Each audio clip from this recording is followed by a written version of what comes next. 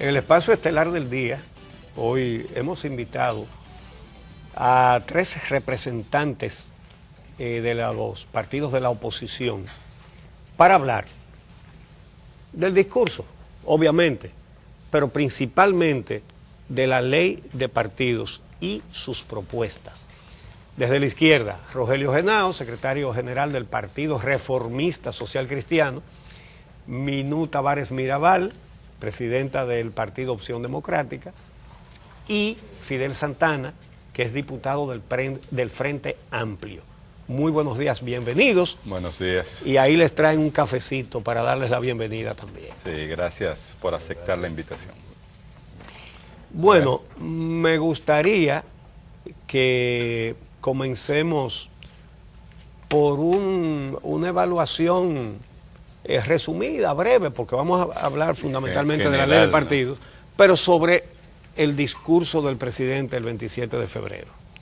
¿Quién comienza? El que quiera de ustedes. La economía está bien, crece comienza el Minú, empleo, entonces. Tenemos educación. Vamos a ver. Porque Rogelio, que habla muchísimo, estaba tomando café en ese momento. Adelante, Minú. Bueno, buenos días y gracias por invitarnos a compartir. Y sobre todo lo de las propuestas, porque pareciera que se ha hablado tanto sobre ese tema en estos días, que cualquier cosa que uno diga es repetitivo. Pero bueno, yo diría 2 cosas. Uno, el carácter de reeleccionista de ese discurso. Y en segundo lugar, yo creo que lo más importante que hubo ese día fue precisamente, no fue tanto el discurso de Medina, sino el discurso del presidente, secretario general del Partido de la Liberación Dominicana, que habló como presidente del Senado y que dijo lo que Medina no dijo. Y que yo creo que eso tal vez es lo más importante, es decir, cómo en ese discurso en el que se supone que el presidente del Senado iba a hablar o a decir un discurso como presidente del Senado, habló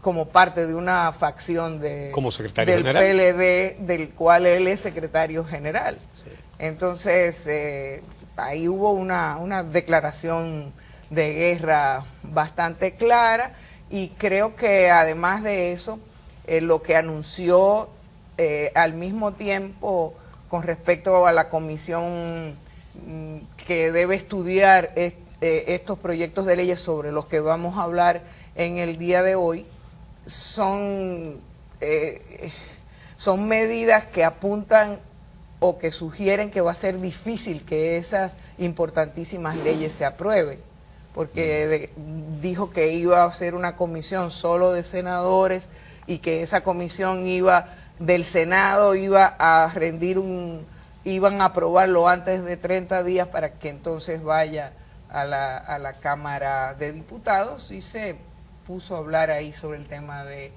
las primarias en ese discurso tan fuera de lugar, de tono, aunque él tiene un tono que le ha valido hasta un... Tono fuerte. Sí, característico del fútbol. Le ha valido un apodo por el que se le conoce, yo creo, ese tono. Fidel Santana. Primero, buenos días. Para mí un honor estar acá compartiendo con ustedes este panel. Diría muy brevemente algunas cosas también. Más que el relato, tal vez traer el correlato.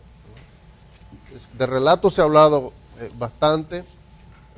Creo que es uno de los discursos más criticados de gobierno alguno en las últimas décadas, sobre todo por las evasiones, es decir, los temas no tratados, ¿no?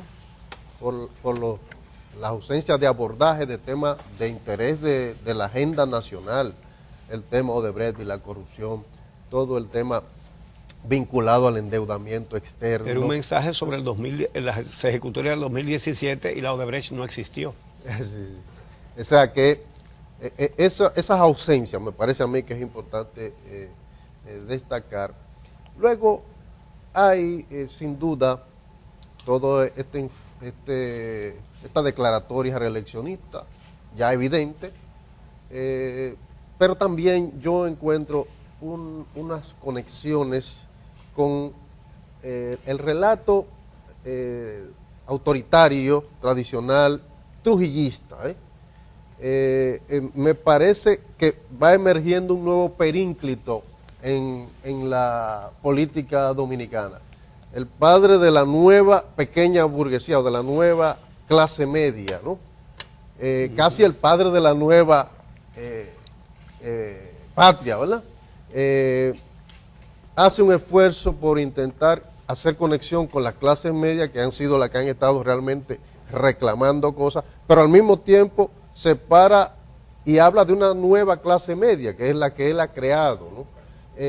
Además, hace un gran esfuerzo de manipulación de cifras, de distorsiones, de uso a su favor, evade tratar lo concerniente a la ejecutoria del presupuesto del año, realmente que cuando se analiza ha hecho lo que le ha dado la gana con el presupuesto de la nación. Muchas de las partidas que contempladas en el mismo no las ejecutó, cogió el dinero de unas áreas y lo movió para otras sin autorización del Congreso, entre muchísimas cosas más que pudieran analizarse de ese discurso. Muy bien. Tampoco habló de endeudamiento. Rogelio, Genaro. Gracias por tenerme el honor de compartir este panel con tan distinguidos amigos. Lo primero que hay que decir, Uchi, es, Javier, que en el presidencialismo dominicano la rendición de cuentas no deja de ser otra cosa que un protocolo constitucional. Realmente, tu líder estableció ese estilo. Realmente no se ciñe al mandato constitucional y ahí se va a hacer un discurso con más característica política que realmente una rendición de cuentas y una presentación de las memorias de los ministros. Que antes se hacía un aparataje y se ponían un montón de libros que nunca el Congreso ha analizado. Nunca tampoco lo analizaron. Y después eran unos CD. Ahora no vi ni siquiera si hicieron el simulacro, que es parte de la entrega de los ministros. En relación a la visión del reformismo de esa pieza, relativo al tema de mayor interés que la transformación del régimen electoral, bueno, nosotros entendemos que el presidente se lavó las manos. Se lavó las manos al decir, hacer un llamado al Congreso de que lo aprobara, y eso sobre todo que viene dicho después que el presidente del Senado, secretario general del PLD, como señalaba Minú, dijo, contrario a toda la lógica de la mecánica congresional, que esta iniciativa iba a una comisión especial en el Senado, que le iba a aprobar en menos de 30 días, y después iría a la Cámara a ver qué pasa. Eso significa simplemente que no existe la voluntad para que exista ninguna transformación del régimen electoral. ¿Qué va a pasar en términos prácticos por los pronunciamientos del Reinaldo Pared y por la correlación interna del PLD dentro de su mayoría en el Congreso Nacional? Bueno, que en el Senado se va a aprobar una ley de partido que va a incluir las primarias abiertas. Sí. Y que eso no se va a concretar en la Cámara de Diputados, entonces va a caer nuevamente. Entonces no se va a aprobar la ley. Y después van a decir, lamentablemente, no va a dar tiempo ya. Lamentablemente, pero además... el presidente va a decir, bueno, yo se lo pedí. Además, tenemos que reiterar, ha sido una posición del reformismo permanentemente, que también la ha asumido la oposición, de que el tema de las primarias es un tema de cuarta, quinta categoría dentro de la transformación del régimen electoral. Y han querido camuflajear la realidad. ¿Cuál es el problema? El problema de la democracia dominicana, que es una democracia de papeleta, donde el Estado, no importa quién lo controle, en los gobiernos municipales, en el Congreso, en el Ejecutivo, con sus recursos impone las candidaturas. O sea, las elecciones se compran por el clientelismo que tenemos. Entonces eso hay que limitarlo a través de establecer normas que disminuyan el peso del dinero en la determinación, en las campañas políticas, donde en una democracia perfecta el dinero pesa 20,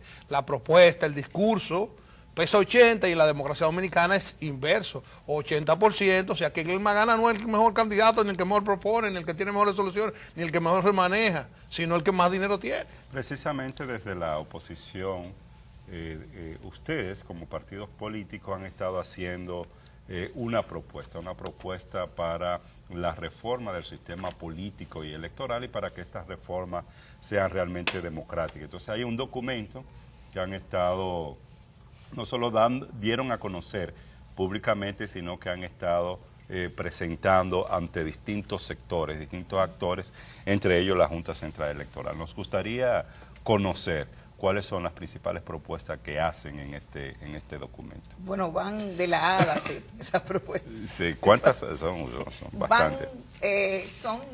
Son temas que están relacionados sobre todo con el funcionamiento no solo del sistema electoral, del sistema político en términos generales, y que están orientadas precisamente a tratar de construir democracia en la República Dominicana, que es claro que no tenemos todavía. Entonces esas propuestas, priorizamos las propuestas que deben estar en la ley electoral, en la modificación de la ley electoral, porque esa es una especie de ley marco. Y la ley de partidos, a pesar de que el PLD ha querido concentrarse o que se concentre la discusión en ella, aunque no han tenido nunca la voluntad de aprobarla, es una ley secundaria con respecto a la ley electoral, a la modificación de la ley electoral, que ya se quedó es inconstitucional ya, porque claro, establece... desde el 2010. ¿No? Y la Constitución del 2010 incluso formó dos órganos distintos que están regulados como uno en esa ley. Así que esas propuestas yo diría que podemos plantearlas, en primer lugar, desde ese punto de vista de la priorización de la ley electoral, en segundo lugar, en temas que tienen que ver con el financiamiento que recibe la política que se recibe, el financiamiento que se recibe para las campañas electorales, por un lado, ese financiamiento, tanto el público como el privado. En segundo lugar, ponerle topes a los gastos que se pueden hacer en la campaña y en la política en términos generales, porque el problema no es solamente en la campaña, tanto en los topes de gastos a todos los niveles. Creo que es fundamental. ¿Ustedes establecen ahí que un porcentaje? ¿Cuál sería el mecanismo para...? Bueno, para la distribución de los recursos. Y para los topes establecen. Mira, los topes... se establecen varios mecanismos para controlarlos. En primer lugar, la separación de las precampañas de las campañas y el tipo de campaña de propaganda que se puede hacer en la precampaña, que tiene que ser claramente controlada. Es decir, tiene que ser, porque se supone que es una campaña que va dirigida a los militantes, a los seguidores. Por lo tanto, estamos proponiendo que no haya mítines abiertos, que sean en lugares cerrados, que no se pueda hacer propaganda por los medios de comunicación masivos, que no pueda haber propaganda a nivel visual en las calles durante el periodo de la precampaña, y que eso también tenga topes, digamos, escalonados. Y esto es muy importante, porque no es posible que sigamos viviendo con unas campañas en las cuales tú vas a cualquier provincia y te encuentras que un regidor tiene más propaganda que el candidato a alcalde, que el candidato a senador, y a veces hasta que el propio candidato presidencial, ahora que lamentablemente juntaron las elecciones. Entonces, tiene que ver en ese sentido. En segundo lugar, creo que es importantísimo no solamente ese tema de los gastos escalonados, sino medidas que son fundamentales para que haya equidad en la participación. Me refiero a la obligatoriedad de que haya debates, y no solamente en términos a nivel presidencial, sino que haya debates entre los candidatos a senadores en las provincias, que haya debates entre los candidatos a alcaldes. Y eso es indispensable y debe ser obligatorio. Y estamos proponiendo también una serie de medidas más, algunas que llaman la atención, pero que son también fundamentales para ese saneamiento del de la forma en cómo se hace la política en la República Dominicana que yo quisiera empezar destacando, que es el tema de la incorporación en la ley electoral de una figura que está contenida en la Constitución y que es la de la degradación o muerte civil. ¿En qué consiste esa? La degradación o muerte civil está contenida en el artículo 146, en el numeral A de la Constitución de la República. Es bastante firme, pero sin embargo, aquí no se toma para nada en letra cuenta. muerta. Es letra muerta. Es letra muerta, absolutamente. Entonces, estamos proponiendo que se incorpore como sanción en la ley electoral y en la ley de partidos. En la ley de partidos, que se sancione a aquellos candidatos que hayan sido acusados de delitos o que estén involucrados en actos de corrupción, que se les sancione con la suspensión de la militancia, y en la ley electoral incorporar la inhabilitación como candidatos a aquellos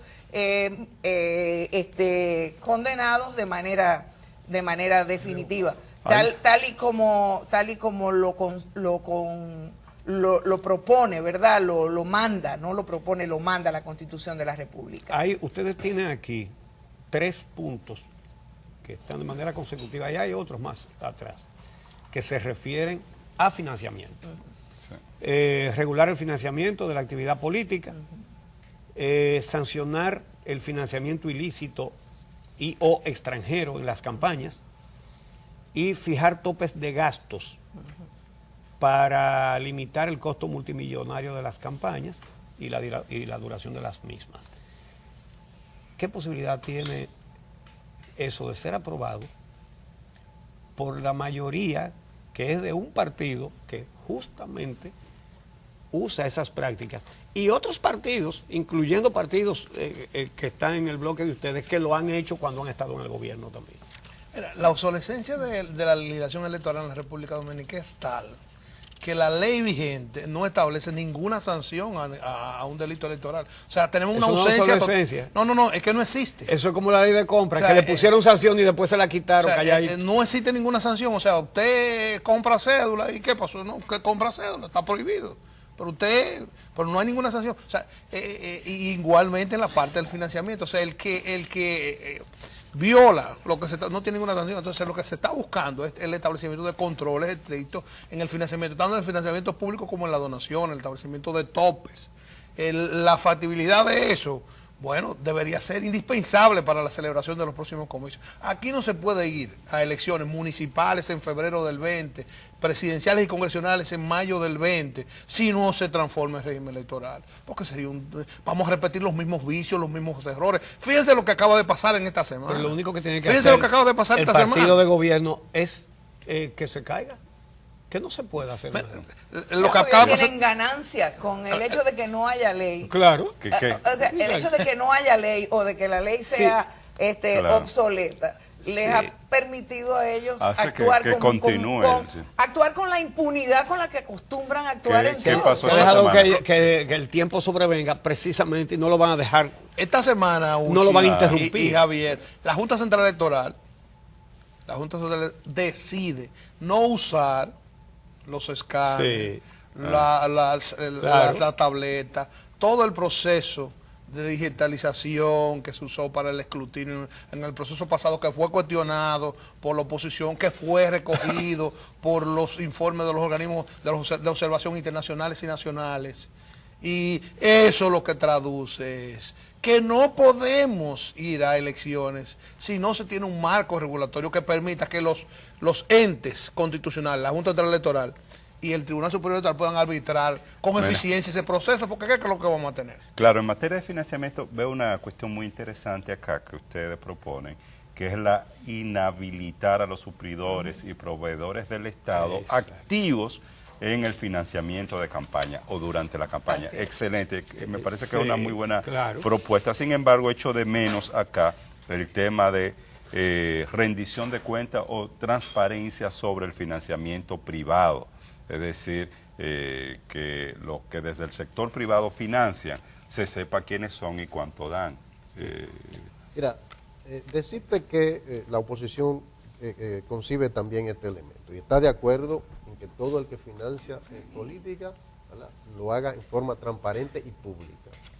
Quiero destacar algunos ejes más que se están planteando, como es la idea de un nuevo sistema de distribución de escaños. El método de Hong es un método que al final de cuentas resulta inequitativo y produce que el partido mayoritario se alza en forma poco democrática con la mayoría de las posiciones electivas. Estamos hablando también de la separación de senadores y diputados, es decir, terminar con el arrastre, para que cada quien realmente busque sus votos.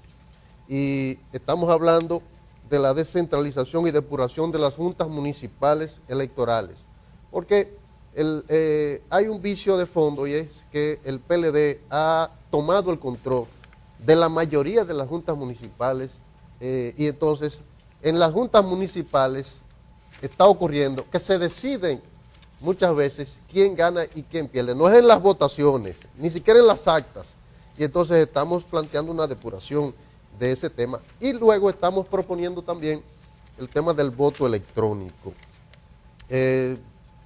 Hemos planteado eso con la Junta, creo que la Junta tiene la disposición de hacer una especie de piloto con el voto electrónico. Nosotros creemos que es posible la votación y el escrutinio electrónico, como se está haciendo en muchos países, y aprovechar incluso las ofertas. Hay países que nos han propuesto hasta prestarnos los equipos. Así como República Dominicana en algunas ocasiones ha prestado equipos a otros países que están en proceso de elecciones, así pensamos nosotros que en un primer empujón de esta iniciativa, para no tener un altísimo costo, puede apoyarse el país en alguna de estas posibilidades. Ahí yo quiero y tenemos que hacer una pausa. Perfecto. Cuando regresemos de la pausa, vemos otros aspectos de la propuesta que ustedes están haciendo.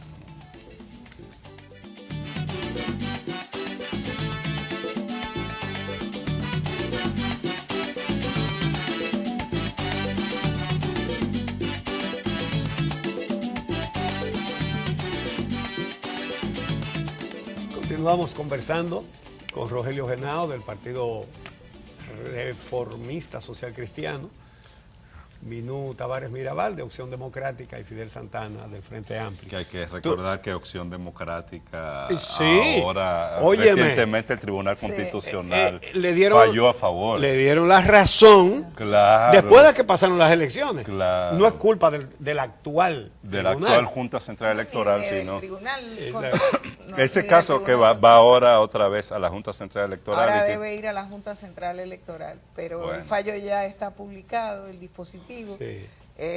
Incluso le pusieron un astrente a la Junta Central Electoral por la violación de derechos que cometieron contra nuestra militancia. Sí, claro. Así, yo creo que es una sentencia muy importante en materia de derechos fundamentales, en materia de derechos políticos. Sienta un precedente. Sienta un precedente.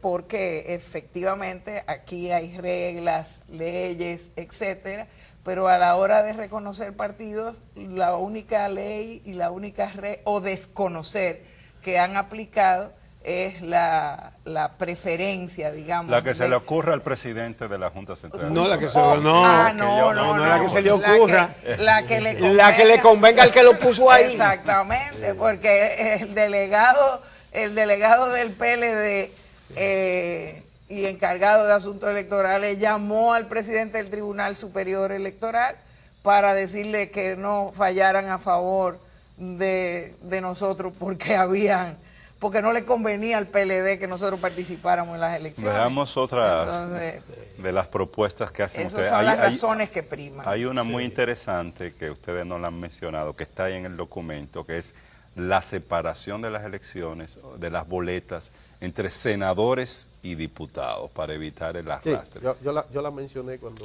Eso es constitucional, además, porque no olvidemos que la Constitución habla de voto directo. Y no hay voto directo. No hay voto directo, sino es marcando. Sí, exacto. Entonces, exacto. El hecho del arrastre es absolutamente inconstitucional, por el arrastre de los senadores por parte de los diputados. Pero yo quiero hacer un énfasis también en una propuesta que está ahí, que es bastante novedosa, pero muy importante, y que tiene que ver mucho con el tema de los gastos, del financiamiento, de lo que cuesta la campaña el último día de las elecciones, y de cómo se ha instaurado una cultura del fraude alrededor de las mesas electorales también. Y me refiero a la propuesta del conteo o escrutinio público.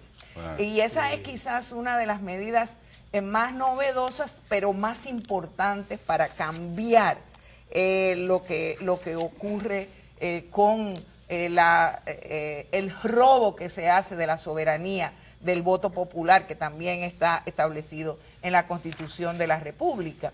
Y es una medida fácil de aplicar y que establecería condiciones mucho más igualitarias entre todos los partidos, grandes o pequeños, oficiales o oficialistas o de la oposición, porque hay que terminar con ese secretismo del voto con que se cuentan los votos en la República Dominicana, y que al final termina en eso, en que se ponen de acuerdo, muchas veces incluyendo no solo a los delegados de los partidos, a quienes también compran, sino que se ponen de acuerdo con los propios integrantes de las mesas electorales. Y tenemos cantidades de casos como eso.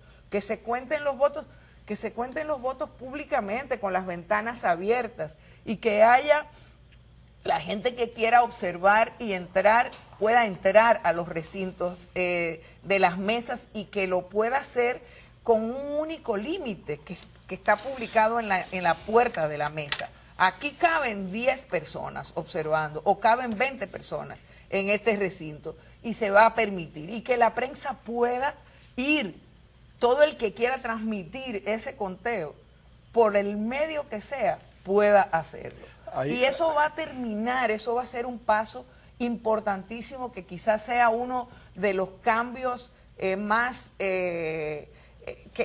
puedan contribuir al establecimiento de medidas que nos permitan llegar a tener unas elecciones que sean limpias y que sean libres y que sean competitivas. Hay una de las propuestas, esa yo no la comprendo mucho, pero ya ustedes me explicarán, y es la del voto obligatorio. ¿Por qué obligar a un ciudadano que debería sentirse en libertad de incluso no participar y no votar por ninguna de las opciones porque no le convencen? ¿Por qué ustedes hablan de voto obligatorio? En la propuesta nuestra, y ha sido desde mucho tiempo se ha venido planteando, incluye la casilla de abstención, donde el ciudadano que no se siente representado, bueno, va a tener una forma de expresarse en cada nivel de elección. O sea, va a tener una casilla de abstención y no va a tener que hacer lo que hace ahora. Si usted no tiene candidato, ¿qué es lo que usted hace? Usted daña el voto, lo echa en blanco, le hace una cruz a todo. Entonces, bueno, pues vamos a ser modernos, vamos a poner una casilla y entonces la abstención tiene donde existe la abstención, entonces tiene la característica que cuenta para el porcentaje. Cuente para el porcentaje. Sin embargo, el voto nulo es desechado y no se incluye en los porcentajes.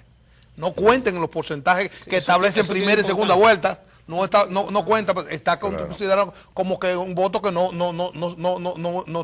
participó. Entonces, imagínate que la existencia de la casilla del voto de señor puede permitir que haya segunda vuelta con las abstenciones, porque se cuenta como un voto y se suma como un voto que no es a favor del otro. O sea, esa es la modalidad. La obligatoriedad está consignada en muchísima democracia.